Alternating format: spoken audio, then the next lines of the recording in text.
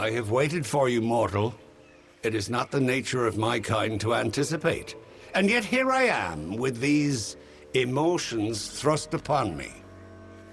I have only just awoken in this plane, and yet I find change, chaos running rampant. Who are these Tuatha? What has happened to our midden? The Winter Realm is racked by war, my people's magic in decline, and mortals scurry over my homeland. A travesty that I must right, one mortal at a time.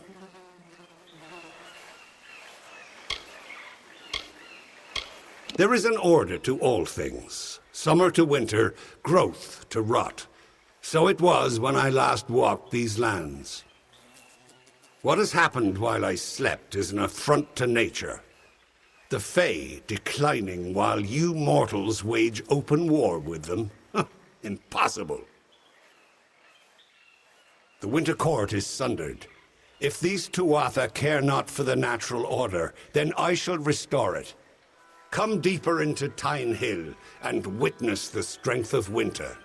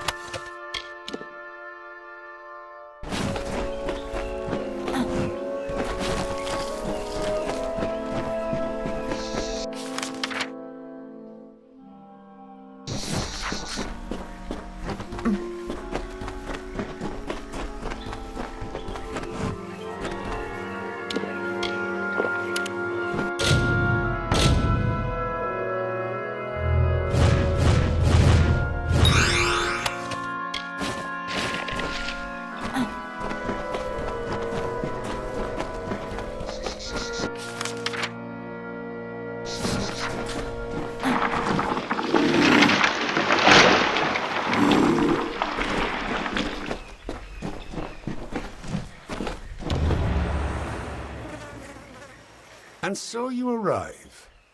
That you made it all the way to this chamber unscathed is just another reason why you must be killed. Or perhaps I won't kill you outright. The strongest I keep on the edge of life, to use their energies to sustain this place, to rebalance the scales.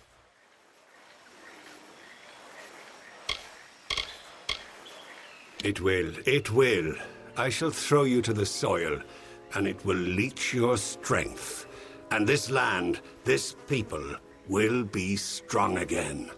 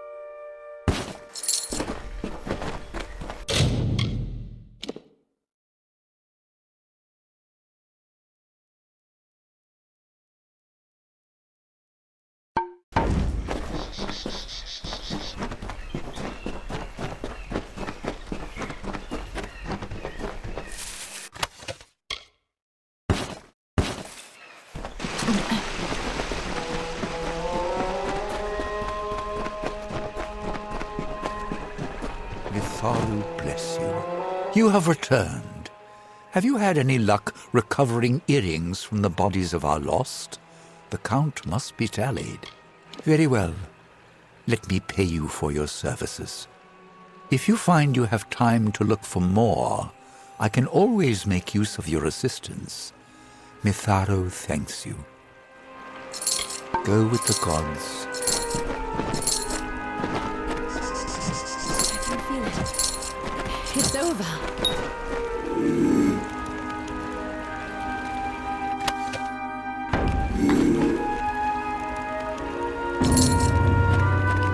It is over then. The headsman will bother our encampment no more. I hate this place. That it might drive a soul to think butchering us was some kind of justice, and what he did to those prisoners. But it's over now. We don't have much to offer, or rather, much to spare. But please, accept whatever reward we can give you. Many thanks, stranger. Goodbye. Things have calmed down a bit since you dealt with the headsman for us. But with the lives we lost, we're short-handed. I'm sure there are others who need your help if you ask around. Goodbye.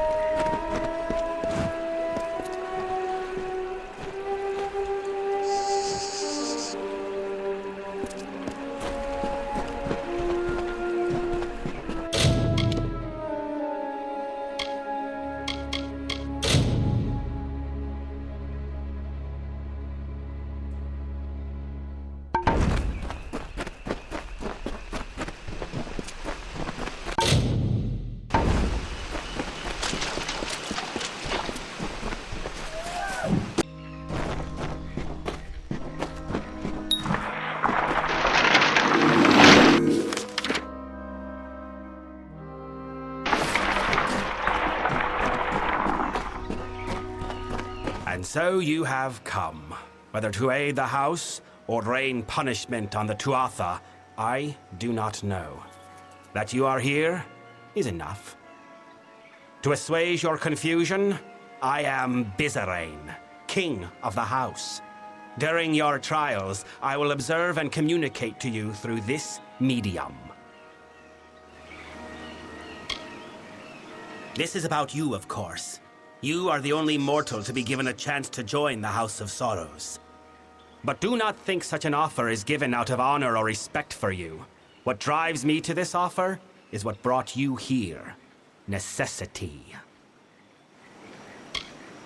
Through the crystal you see before you, it is not magical in and of itself, but a conduit for my own magic. All your actions will be known to me. Every word will be listened to. What you do is of no concern to me. What I hope to evaluate is what you are, to know how you might best help the house. I have locked the way behind you. The way forward is your only path out of these halls. I can tell you no more, other than that I will be watching.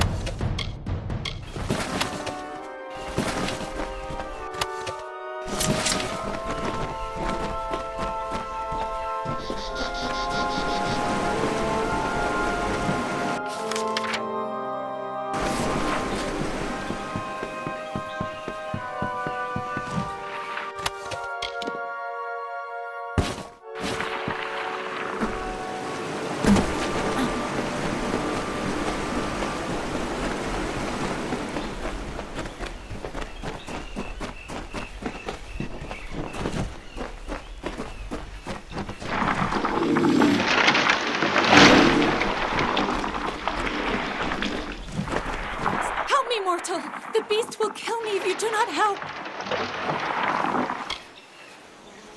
Beast roam these halls, mortal. Once these lands were quiet, gentle. Now they mean to kill all that tread upon it, even the Winter Fae. My people have lived in peace for decades, centuries. But now we're awash in war and corruption, and we cannot stop it. I do not know. The midden, it has been sullied. We've never feared such assaults until recently. Wait, what was that? It is here!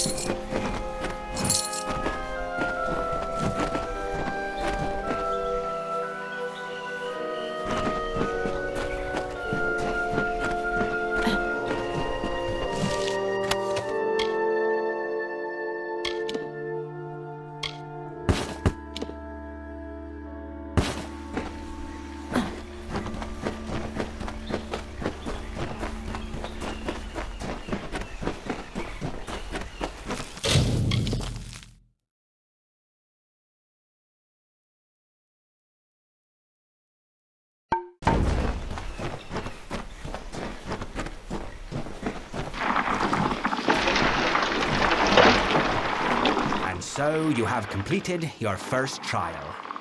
Your actions spoke volumes, but your reactions are just as pertinent. You killed the creature that was chasing that woman. Why?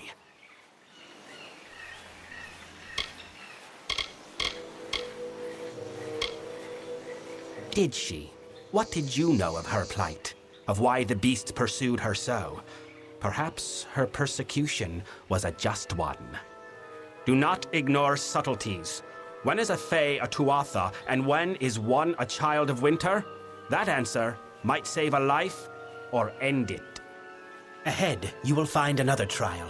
A Fae of sorrows, succumbing to an agonizing poison. In need of aid, no doubt, but deserving of his fate? We shall see.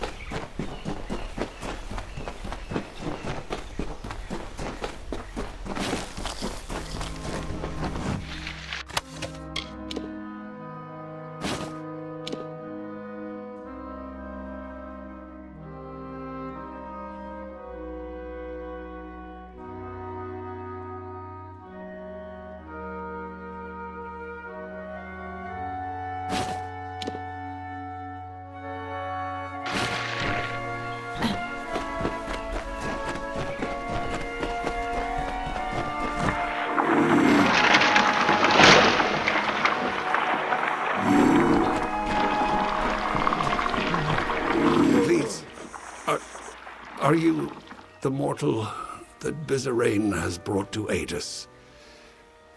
The one he is promised? Thank mercy I have been poisoned. But now that you are here, you can kill me. Please, end my suffering.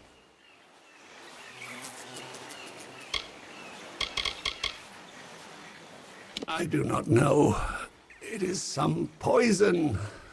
In other times, the Fae would not be vulnerable to this. But we are weaker now. We are prone. I could have walked from this once. But now... Please, mortal. I know it's strange, but the Fae are not like you. Death is different to us. I will rise once more in time, but killing me will let me escape this suffering. I don't know. The pain, please, it is too much. Find the mercy to kill me. Thank you for ending this.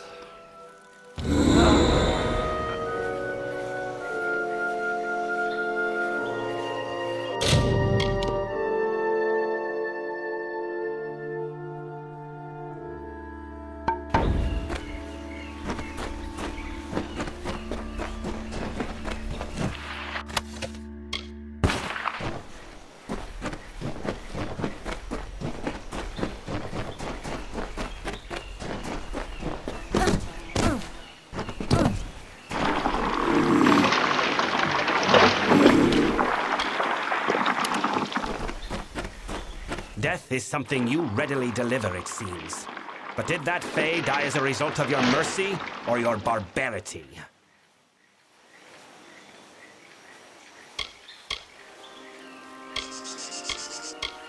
I lead a court of Winter Fae who wish to free these lands from the Tuatha, and we have gone too long without new blood. You have demonstrated substantial worth. One trial remains.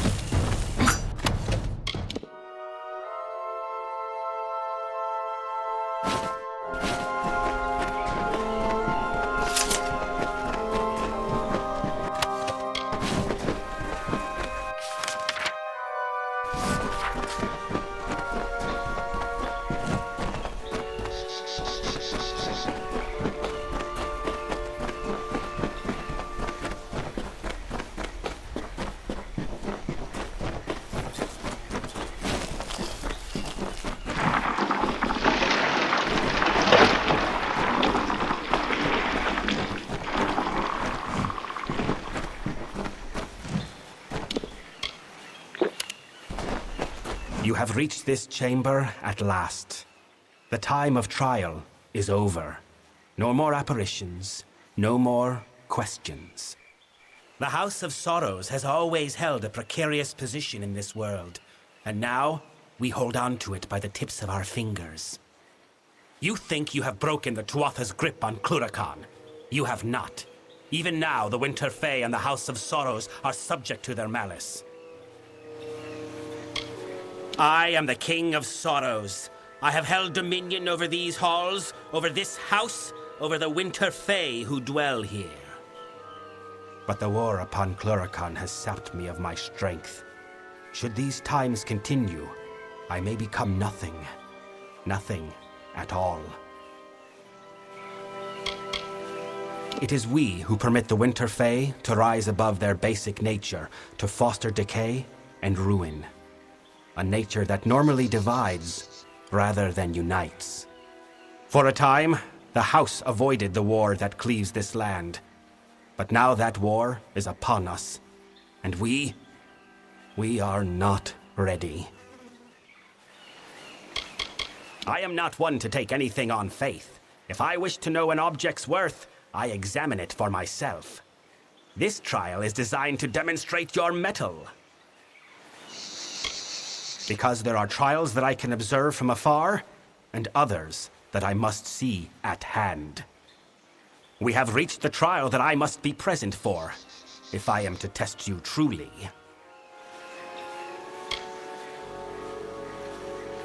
What you need to do and why you must do it are two very different matters, mortal. I deal in instructions, not explanations. Indeed. Perhaps not.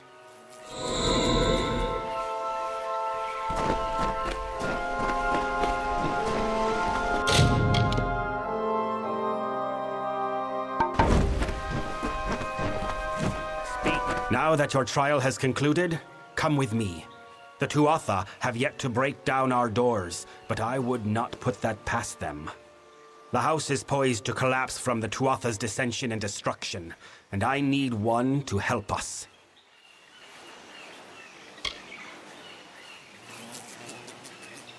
I know it is not the mortal way to test someone in a manner such as this. The beast, the poison, it was all done out of necessity. I did not need you to understand the trial.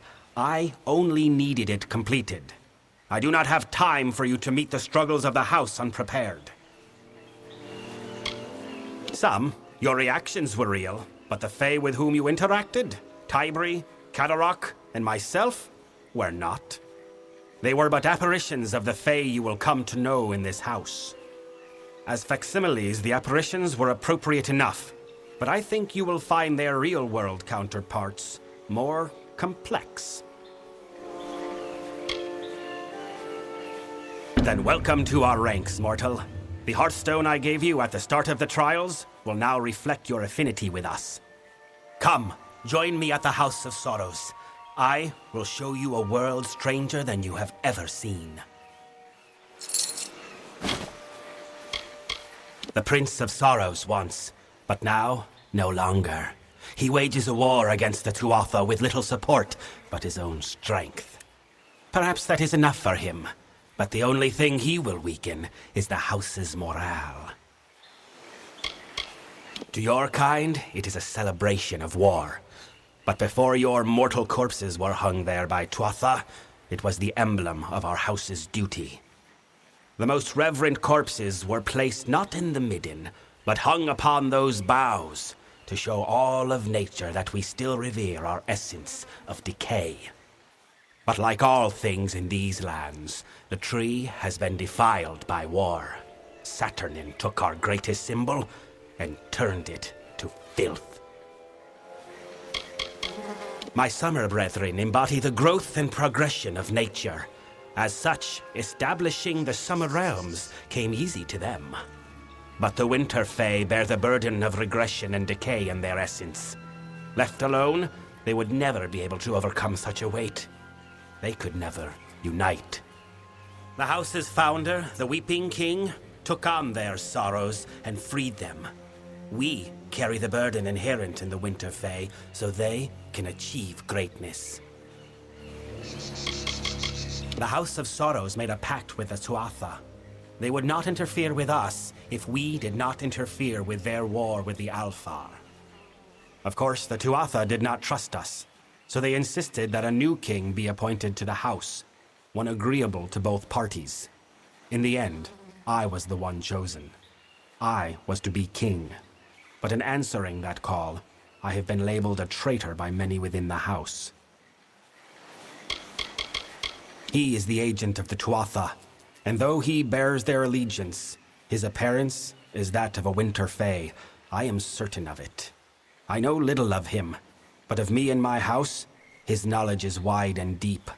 With every action, he reveals that he is merely toying with us. He is not a type of foe I am familiar with, for he does not attack outright.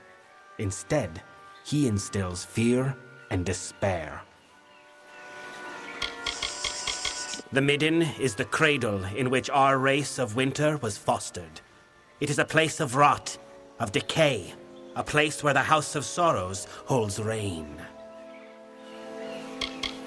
The Fa Kelidae, they call themselves. The Faithful. They take the Fae of Winter and craft them into an army. But they know little of true devotion. If we are to discuss the plight of the house, I will do so at his heart. Come, meet me in the main hall of the House of Sorrows, and we will speak more.